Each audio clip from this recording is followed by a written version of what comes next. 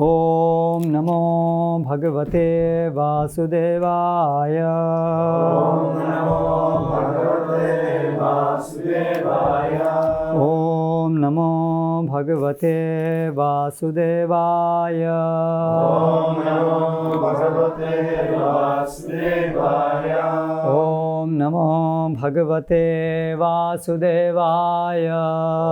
Om Namo Bhagavate Vasudevaya. Reading from Srimad Bhagavatam, Canto 4, Chapter 1, Genealogical Table of the Daughters of Manu, Text 57. Srimad Bhagavatam 4.1.57 kapitola se jmenuje Genealogická tabulka Manuových dcer. Saha Ayam Sthiti Vyatikara Upashamaya Srishtan Sattvena Naha Suraganan Anumeyatattvaha Drishyat Adabhra Karunena Vilokanena Yat Shri Niketam Amalam Kshipata Aravindam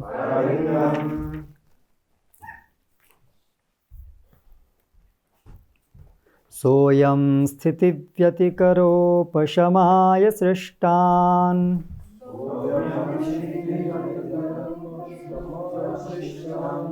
Sattvena Nasuraganananumeya Tattvam Tattvaha Drishyadadabhrakarunena Vilokanena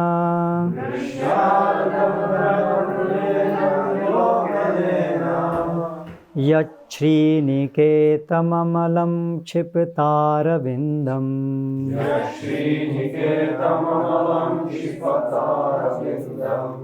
Here the demigods are glorifying Lord Nar Narayan.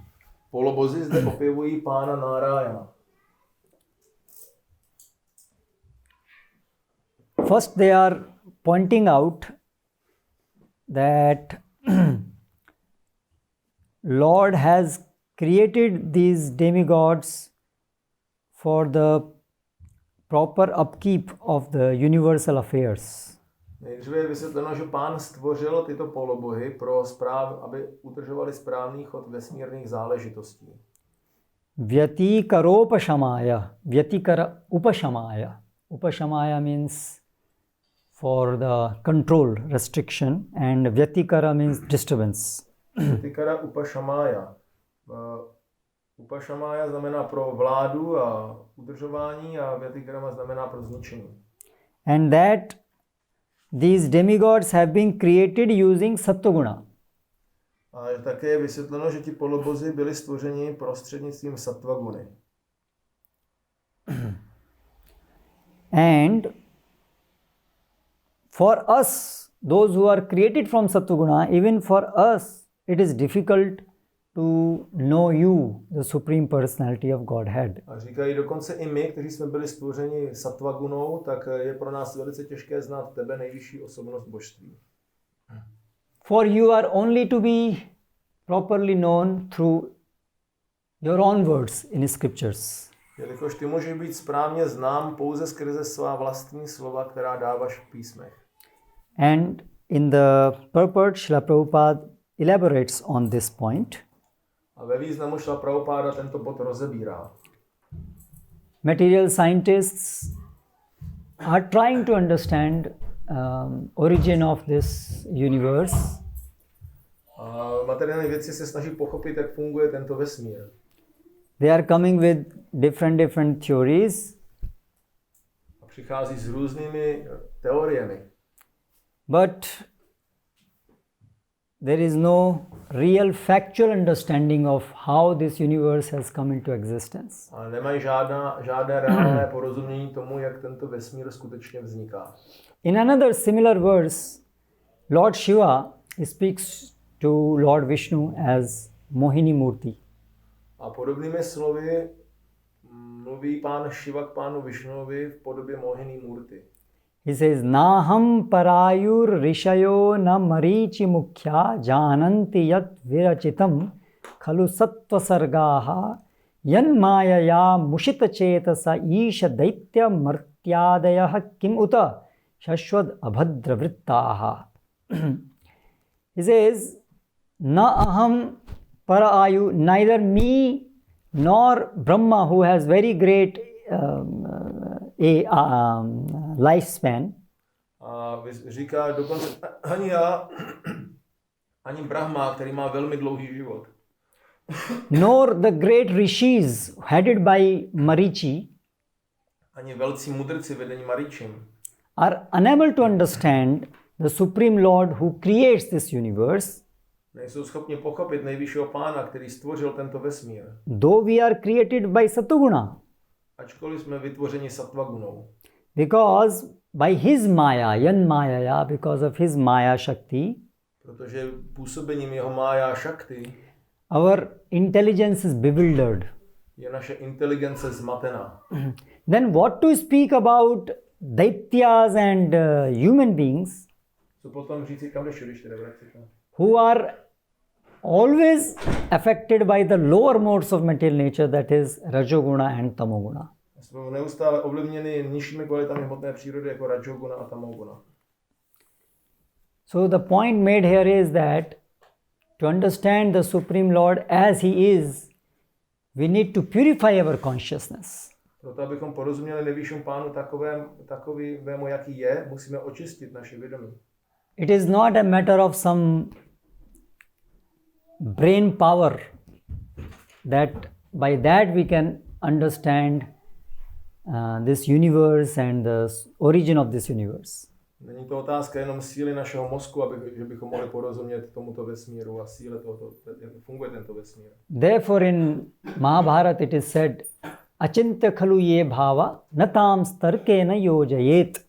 That which is beyond the perception of our senses and brain power cannot be understood simply by logic. To, co je za hranicemi našich smyslů, naší schopnosti mentální, tak nemůžeme pochopit jenom nějakou logikou. Prakritebhya yah param achintasya lakshanam. That which is beyond the three modes of material nature, that is achintya, that is inconceivable by our human faculties. To, co je za hranicemi tří kvalit hmotné přírody, achintya, je za hranicemi možnosti to pochopit našimi lidskými možnostmi. Now, the atheistic scientists, they are very adamant and and they want to know everything by their own endeavors.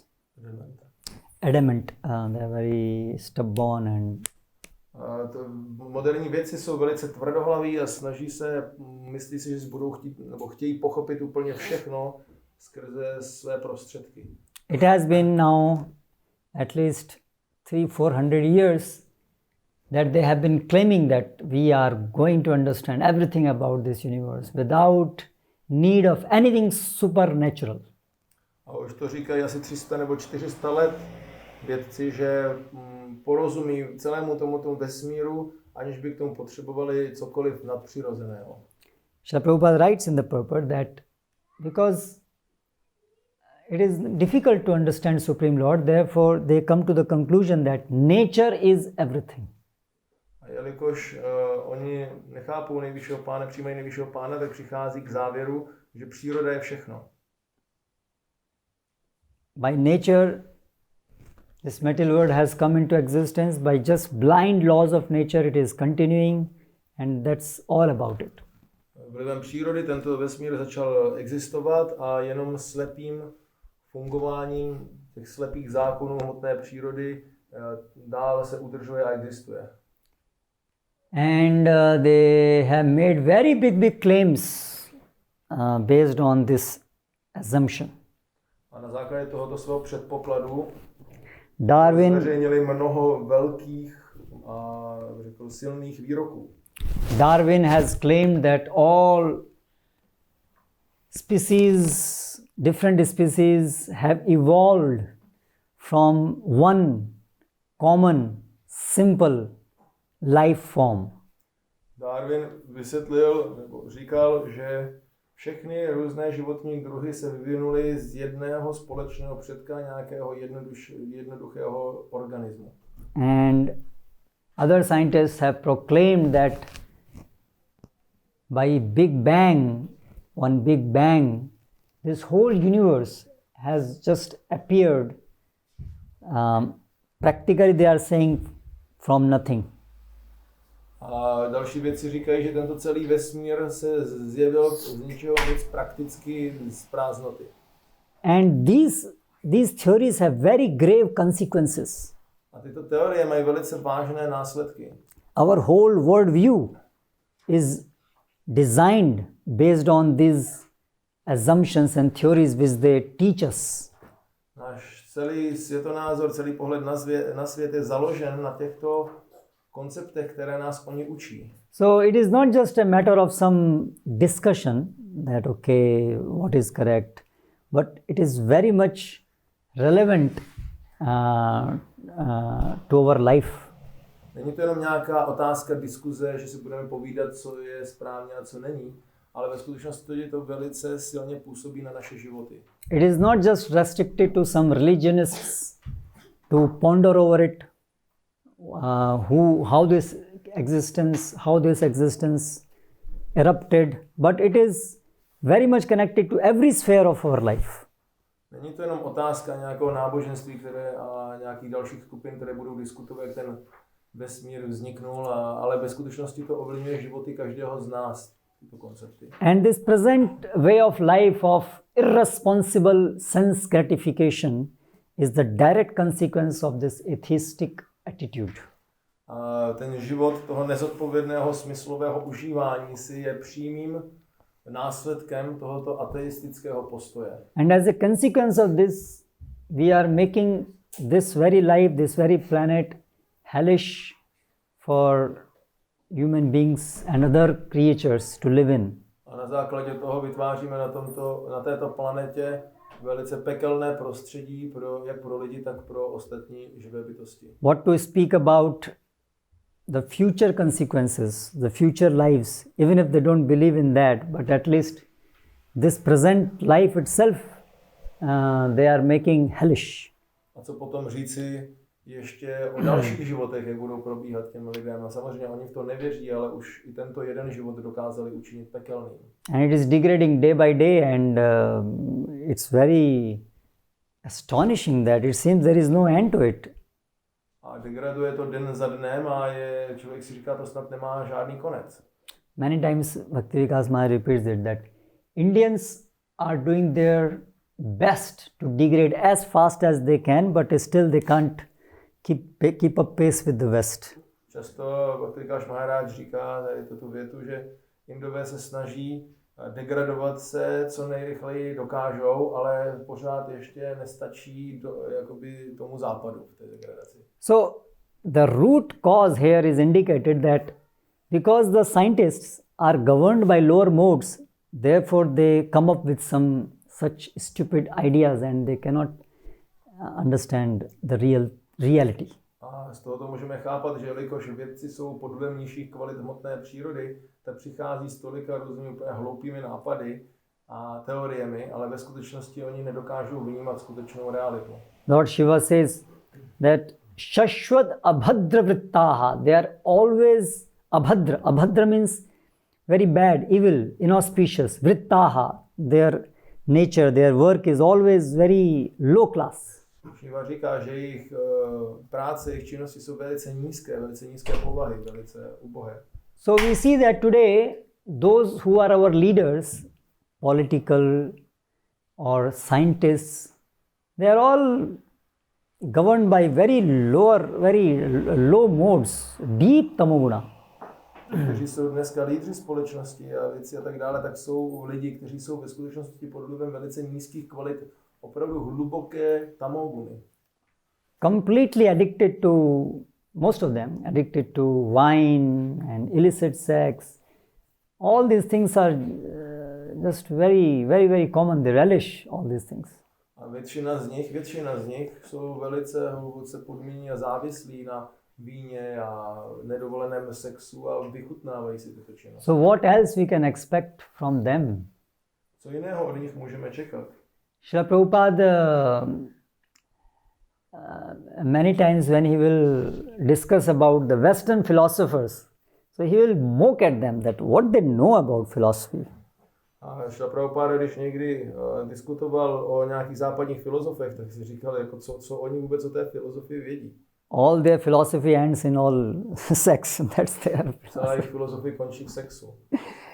Grand arrangement for eating, sleeping, mating and defending. That's all ultimately it boils down to. Velkolepé zaranžování, jezení, spaní, obrany a sexuality. To je to, k čemu se to nakonec dostane. So, they make big blunders, the scientists. Takže vědci dávají big blunders. Blunders, mistakes. Dělají velké chyby. Just to give one example. Dejme tady jeden příklad. Mr. Darwin, he proposed in around some 1836 or something that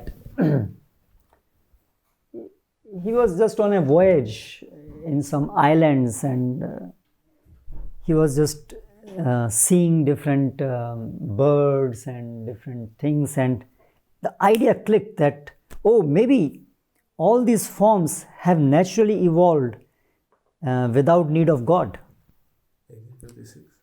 18. Takže někde v roce 1836 pan Darwin byl na nějakém ostrově, tam tak začal přemýšlet a najednou ho napadlo, hele, možná všechny ty živé bytosti, všechny ta těla se vyvinuly z nějakého společného předka bez nějaké potřeby nějakého boha.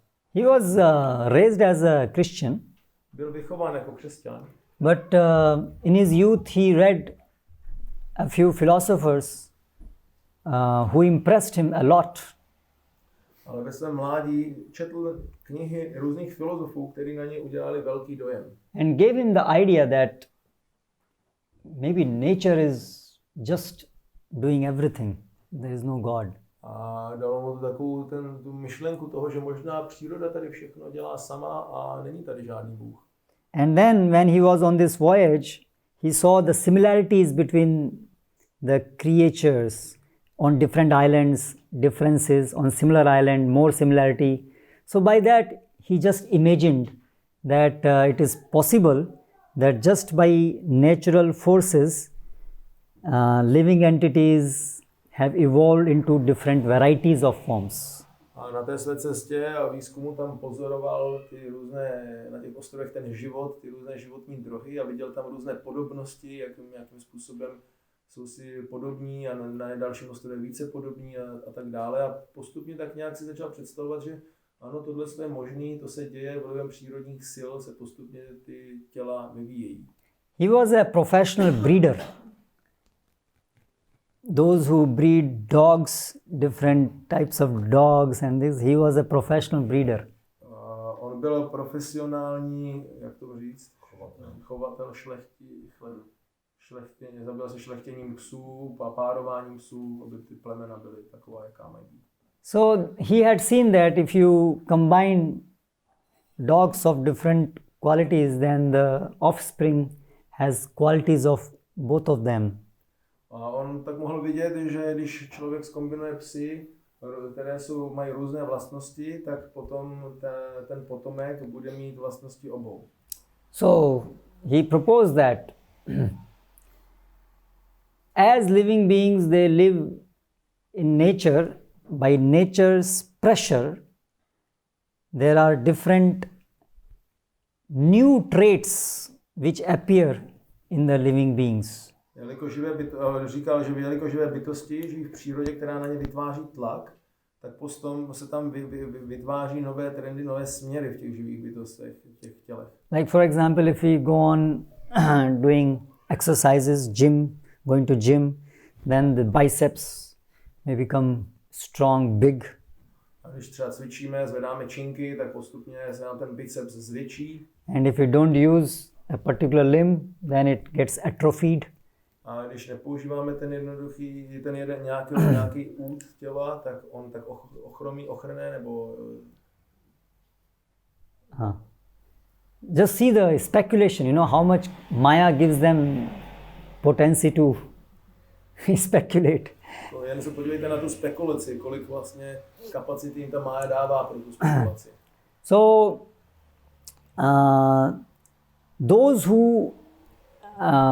those members of a species who adapt to these pressures, nature pressures, they have better facility to procreate. A ty bytosti, které se podvolí takhle tomu tlaku té přírody, tak potom mají větší šanci na to, aby se dál množili. Because they live longer, because of those adaptations. Protože díky těm adaptacím žijí déle. So there are more chances that they can procreate. A proto je větší šance, že se mohou rozmnožit. Those who are unable to adapt to the changes, they don't live longer and therefore they are not able to procreate. A ti, kteří se nedokáží adaptovat těm změnám, tak nedokáží žít tak dlouho a nejsou schopni se tak dobře rozmnožovat. And then he thought that if suppose a man has developed biceps, big biceps by exercises, then in his offspring, naturally the offspring will have more developed biceps. Pak došel k závěru, že když člověk teda cvičí ten svůj biceps a má ho velký, tak to potom, když bude mít potomstvo, tak jeho potomstvo se taky narodí s velkým bicepsem. This is the world famous scientist. To je světově známý vědec. In this way, generation after generation, those changes in the body which help the members to live better, their population increases. A proto ty změny v tom těle, které pomáhaly té dané populaci žít lépe v tom světě, tak jejich populace se potom navyšovala.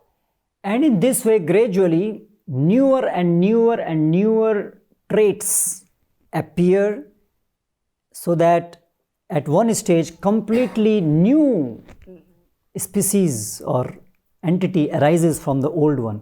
A tak se postupně objevaly nové a nové a nové nějaká přizpůsobení, a až postupně z toho vznikl úplně jiný životní druh, než byl ten originální. And it takes millions and millions of years it has taken for this to happen. A samozřejmě to trvalo miliony a miliony let, aby se to mohlo stát.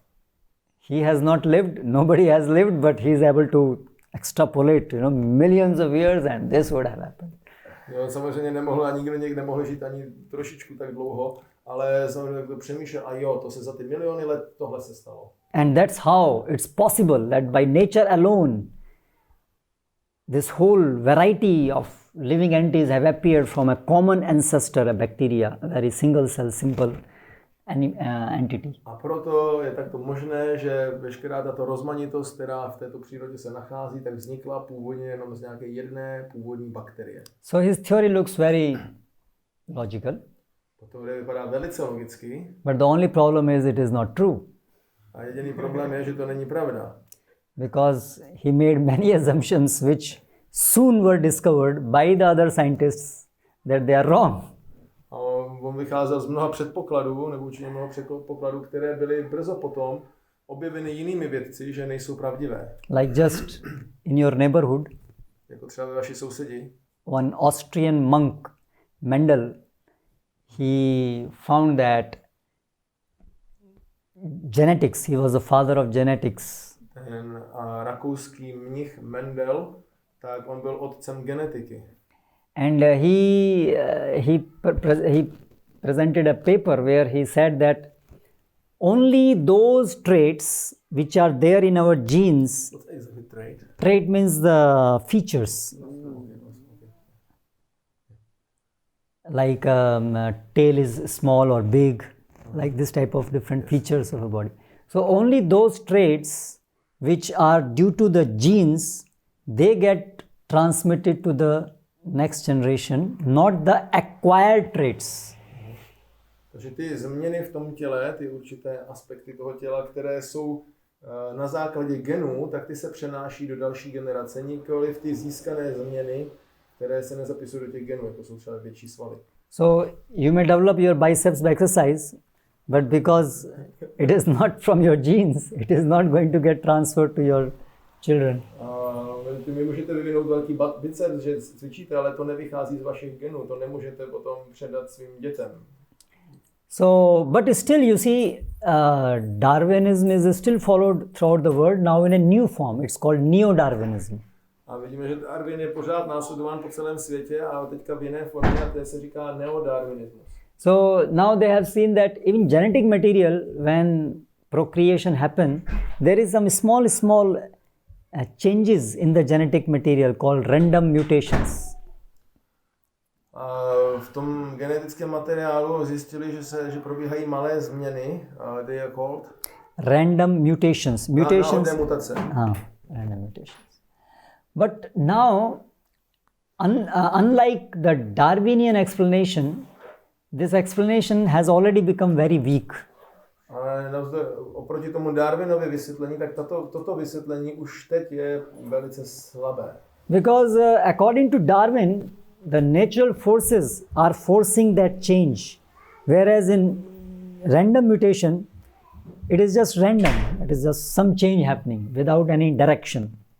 Můžu ty děti neběhat tady sem a tam?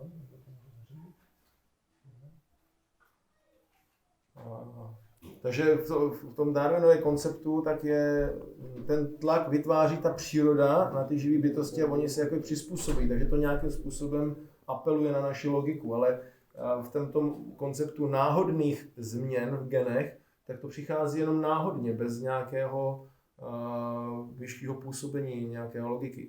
And it has been found that most of these genetic mutations are unfavorable for survival. A ve skutečnosti bylo zjištěno, že většina tady těchto mutací náhodných je velice nepříznivá pro přežití.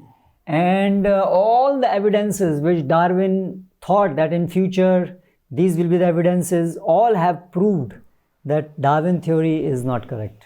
A všechny ty evidence, které se nalezly v historii vědy, tak i všichni dokázali, že Darwinova teorie je chybná.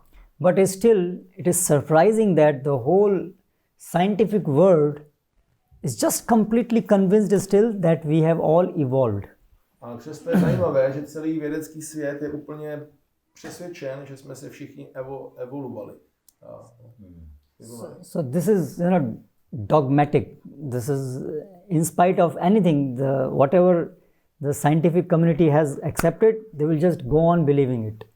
A tomu se říká dogmatismus. Prostě cokoliv ta si věda ustanovila, že to tak bude, tak tomu věří a budu s tím pokračovat. This is because abhadra vrittaha, because they are not purified consciousness. Their consciousness is polluted. A to je kvůli abhadra vrittaha, protože mají znečištěné vědomí. Therefore we read from Bhagavad Gita, drishtim etam drishtim avashtabhya nashtatmano alpabuddhayaha. They are of a small intelligence and because of that they will come up with ideas which are destructive for this whole existence. Bhagavad Gita říká, že oni mají velice nízkou inteligenci a díky tomu všemu oni se postupně zaměstnají v činnostech, které způsobí zničení celého vesmíru.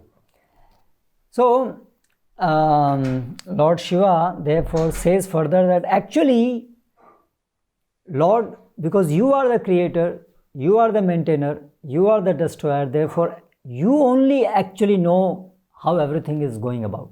To Pán Shiva říká, ty jsi skutečně stvořitel, udržovatel i ničitel a ty jsi jediný, kdo skutečně ví, jak se to všechno odehrává.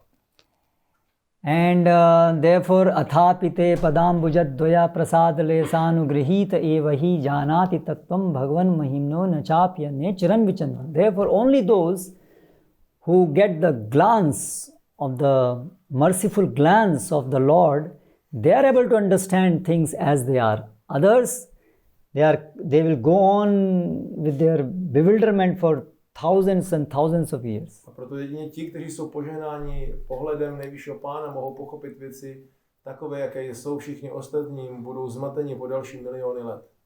Brahma, in his prayers to Lord Krishna in Bhagavatam, he says, Yarhi abjanabha charanai bhaktya cheto malani vidhamet gunakarma jani tasmin vishuddha upalabhya atma tattvam sakshad yathamala drishoho savitri prakashaha. He says, as a person whose eyes are in good health, Pán Brahma říká, že jako u osoby, která má zdravé oči, they can see clearly the sun.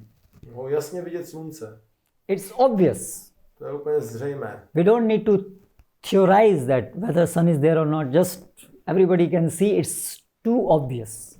Nemusíme ani teorizovat, jestli tam to slunce je nebo není, je to až příliš zřejmé. Similarly, those who by their devotion have cleansed their heart, cheto malani, they have cleansed their heart of all guna karma jani, the impurities in the form of working of these three modes. Tak stejně tak ti, kteří očistili své srdce od guna karma jani, od znečištění třemi kvalitami hmotné přírody. In those purified hearts, Lord manifests. V takových očištěných srdcích se Pán projeví. And further, Lord Brahma says, others, in future, they may be able to count all the atoms of the earth. A pak Pán Brahma říká, možná v budoucnosti někdo bude schopen spočítat všechny atomy na Zemi. Because many times scientists are always claiming, yes, we are just on the verge of finding theory of everything. Jako vědci říkají, ano, my jsme na cestě, že postupně najdeme teorie úplně na všechno. In the background, as they are progressing, so much of confusion is being created, but still they keep on propounding, yes, everything is getting clearer now and we are on the verge of knowing everything. A v pozadí probíhá tolik zmatků a tolik nejasností, ale oni se přesto snaží říkat, ne, ve všem máme jasno, všechno postupně vyjasníme. So Brahma negates this post-dated Czech. Takže Brahma neguje tento propadlý Czech. Post-dated Czech. Yes. Yeah. Okay.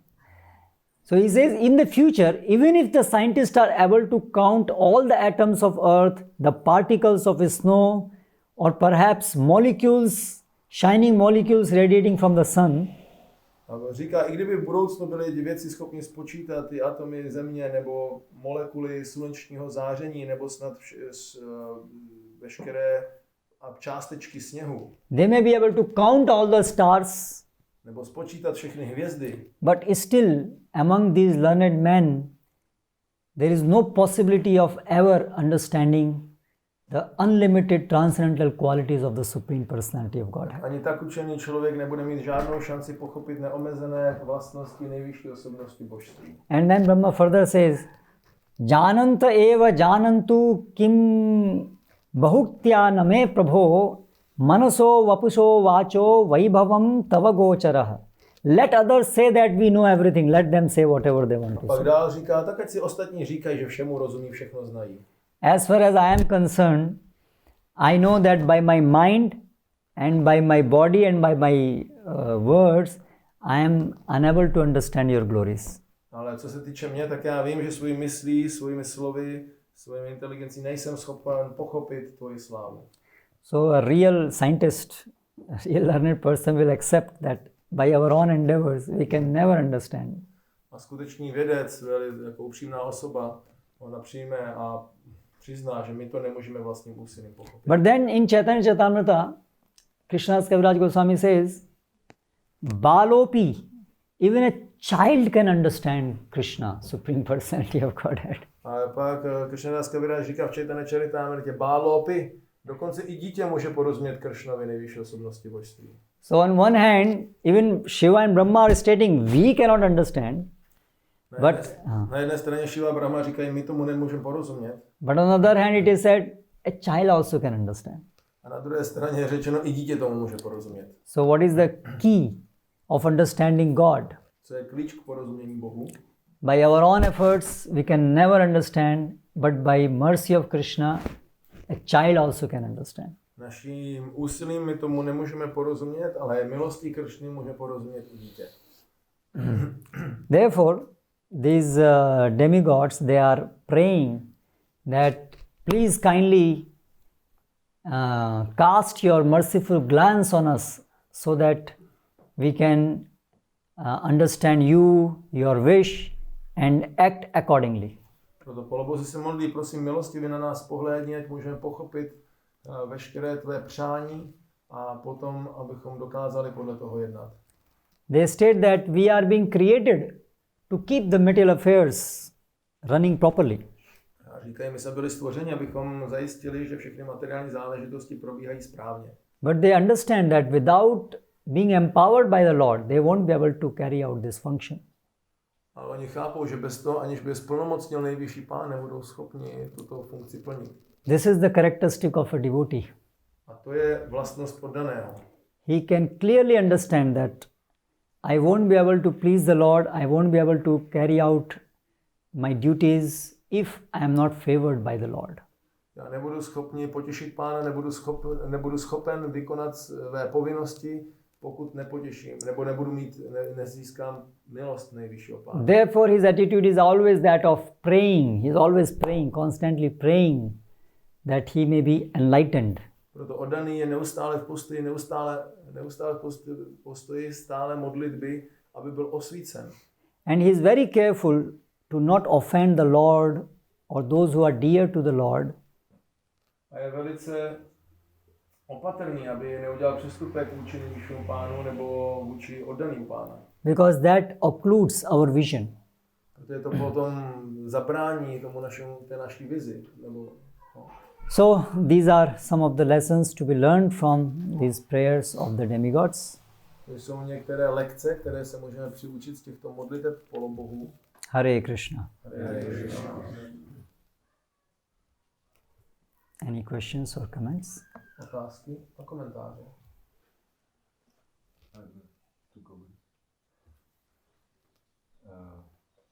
Mám dva komentáře. They are the scientists in their theory of this evolution, and even though it's nonsense, it's like even in games and like this, they propagate. People are taught from the very young age that this is correct and nothing else exists. Yes. Že lidi, co se týče tady té propagace, té evoluce, takže už je to i v těch počítačových hrách a ve všem, ale lidi už úplně od tutlého dětství vyrůstají s tím konceptem úplně samozřejmosti, ano, tak to je. In Hindi there is a saying, jiski lathi uski bhais, which means the buffalo belongs to one who has the stick. Who belongs? The buffalo. Yeah. Buvol patří k tomu, kdo má hůlku. So scientists have the power today. So whatever they will say, people will just accept that, believe that. Vědci jsou u moci, takže cokoliv řeknou, lidi budou přijímat. No. Yeah. And then I have seen some video where there was a Christian and he was going to some some voyage where he were evangelizing the people there and giving them food. You like to translate? Takže já jsem viděl nějaký video, tam byl křesťan, který vyrazil vlastně na nějakou evangelizaci a on jako ty křesťané tam dávali jídlo lidem a to boží slovo. And they came to some poor country, I don't know, maybe South America or something. And he was explaining how he was actually evangelized by small kid when he came to him. Takže oni jeli do Jižní Ameriky nebo tam někam a ten křesťan, tak on vysvětloval, že ve skutečnosti on byl evangelizován malým klukem, ke kterému on přišel. And he went to the child and offered him some food and like this. And the child was completely not disturbed and took it or just didn't bother much about the man, and he was like considering what is happening here, that the child is not so happy or grateful to me or something like this. Takže ten muž, tak on nabídl tomu dítěti jídlo a to dítě bylo úplně nerozrušený a byl jako, nebyl nějak extrémně vděčný nebo něco takového.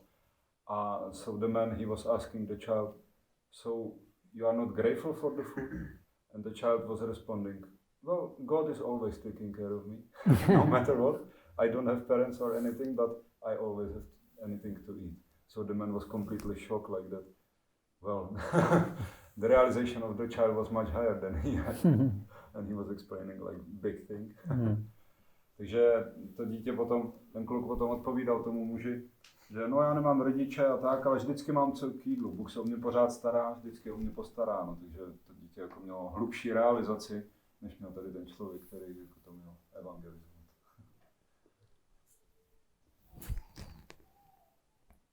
It is interesting that it is so obvious that this evolution cannot work. I mean, you are jumping from some high and then gradually your wings will grow or something. It is so obvious, it's completely stupid, but it is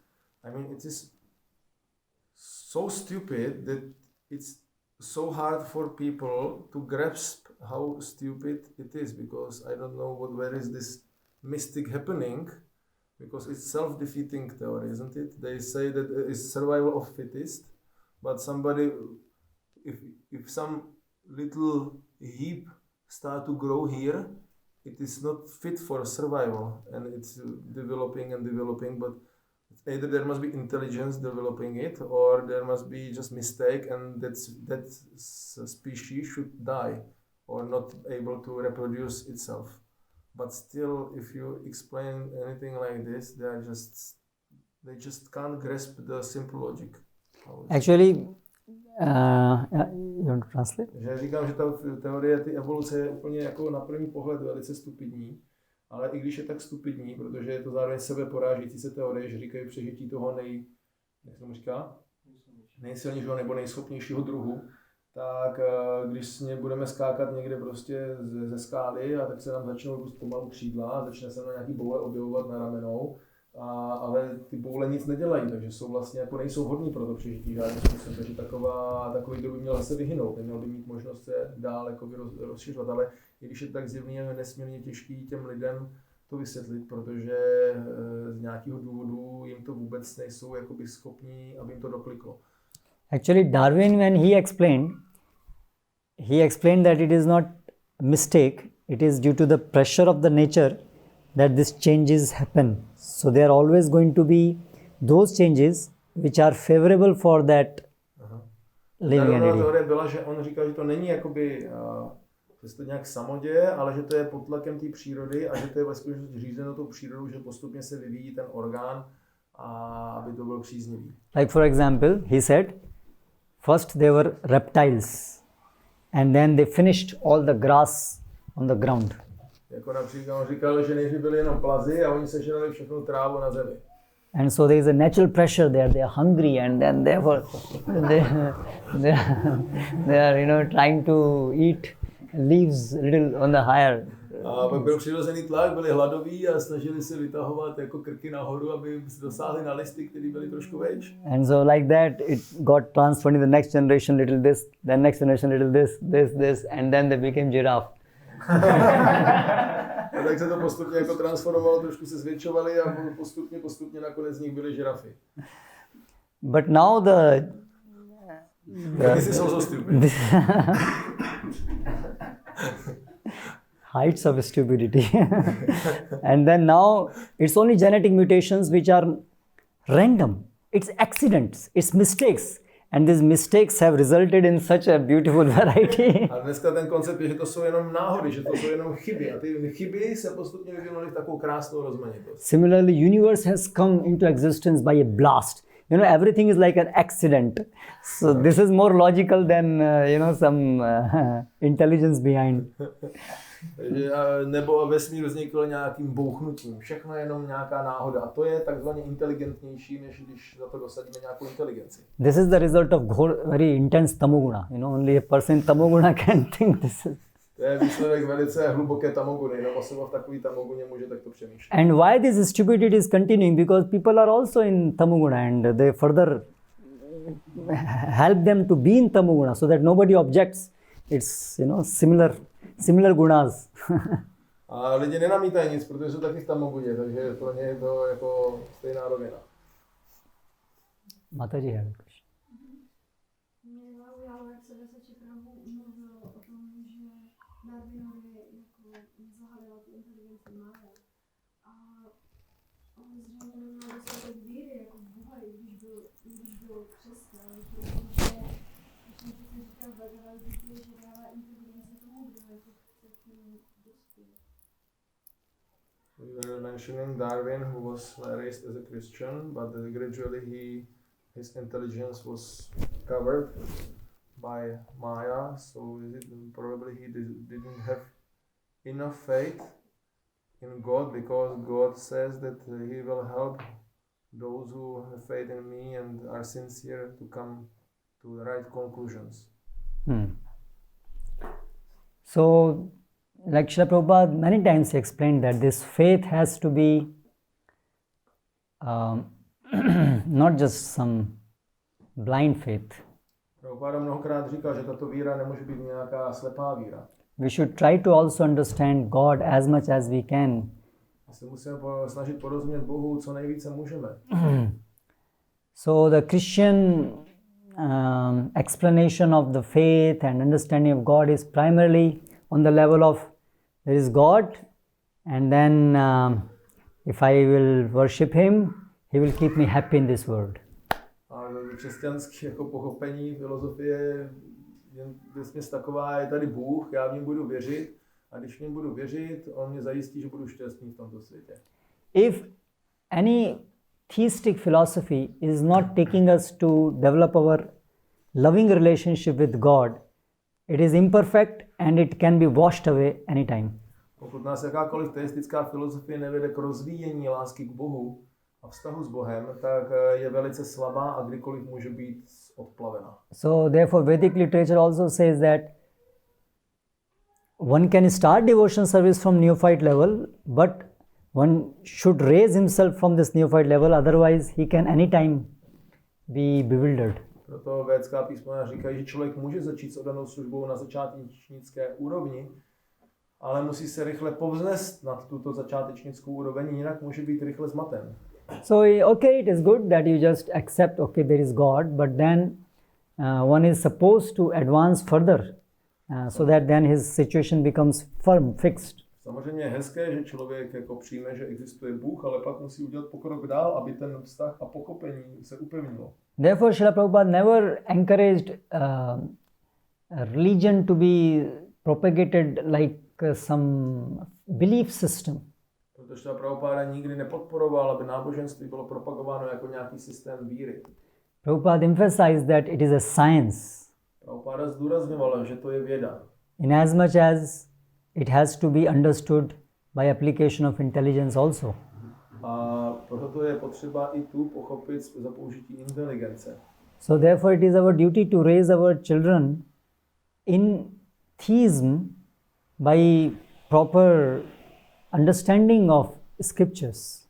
Proto je potřeba vychovávat naše děti v teismu a snažit se jim dát pochopení písem.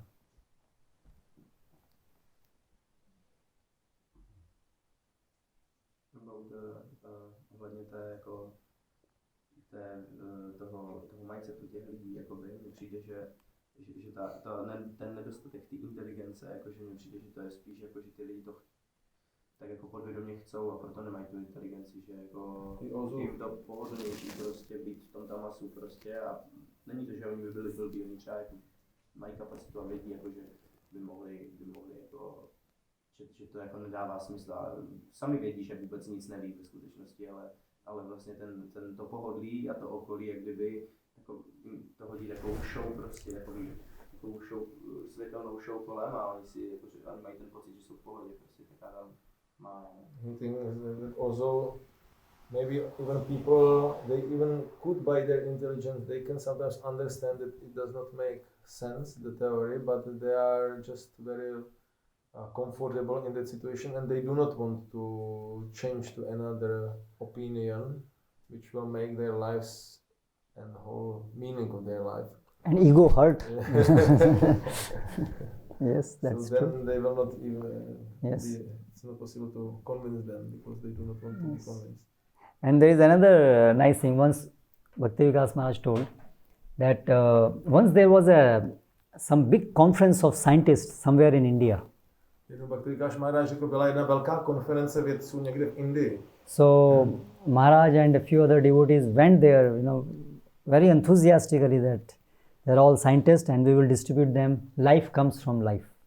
Maharaj ostatní Maharaj went there or devotees? Maharaj and Jo, Maharaj s oddanými tam šli, pojďme tam, to je velká příležitost, jak jim rozdat knížky. so very enthusiastic they are preaching them, this present day theories are wrong, life has come from life and not from matter. A oni tam přišli a velice tohle ty teorie, ty jsou chybné, život se rozvinul ze života, ne z hmoty. So many of them said, yeah, we know that, it's wrong.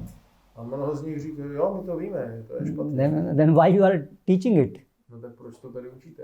Because we don't have anything better. Protože nemáme nic lepšího. So it's an important thing. Science has to present to the world that we know. Otherwise, people will not follow them. So they have to say whatever they have to say with confidence. This is like this. Vědci se musí představovat světu jako s tím přesvědčením, že my víme, aby měli tu víru toho publika. Takže ať už mluví o čemkoliv, tak to s velkým přesvědčením dají vždycky velice rázný názor, i když sami nevědí. So they have taken the lead, they have taken the whole society behind them. So now to the society they have to keep peace and that normalcy they have to present, yes, don't worry, we know everything. So even their mistakes they have to cover it up and to tell people so that people, yeah, scientists they know, just follow us. Takže ty vědci vedou tu společnost, takže aby udrželi ten klid a nebyl rozruch ve společnosti, tak oni musí říct, ne, nebojte, všechno jde dobře, všemu rozumíme, všechno jsme pochopili, děláme to dobře. A i když mají nějaké chyby, tak je musí se snažit schovat, aby ostatní věděli, jo, vědci nás vedou, oni vědí, jdeme za nimi. Blind following the blind and falling into the ditch. Slepý vede slepé, nebo slepý, no, a potom spadnou do díry. Anything else? Stand here. Oni vlastně použijou tu inteligenci k tomu, aby zakryli to, že neví. They are using their intelligence to hide that they do not know. Yeah. Using the intelligence to hide that they are not intelligent. Yeah, because that intelligence is coming from moods. That intelligence is not the real intelligence. Hmotné přírody, to není skutečná inteligence. Intelligence can be spiritual or material, so that is material intelligence. Duchovní inteligence a hmotná inteligence, toto je hmotná. That intelligence takes them away from Krishna. Tato inteligence odtáhne od Krishny. But yes, they are intelligent if that can be purified, that can be applied in Krishna's service also. A zároveň oni jsou inteligentní, že když se to podaří očistit, tak to může být ta inteligence zapojena do vědomí Krishny. Yeah. Okay. Hare Krishna. Srila Prabhupada ki jai.